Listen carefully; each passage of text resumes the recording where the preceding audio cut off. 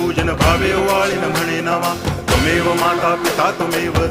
बंधुश्च सखा त्वमेव विद्या तरुणं त्वमेव सर्वं मम देव कायेन वाचा मनसेन्द्रियैर्वा बुद्ध्यात्मना वा प्रकृति स्वभावात् करोमि यद्यत् सकलं परस्मै नारायणायति समर्पयामि अच्युतं केशवं रामनारायणं कृष्णदामोदरं वासुदेवं हरि श्रीधरं माधवं गोपिकावल्लभं जानकीनायकं रामचन्द्रं भजे हरे राम हरे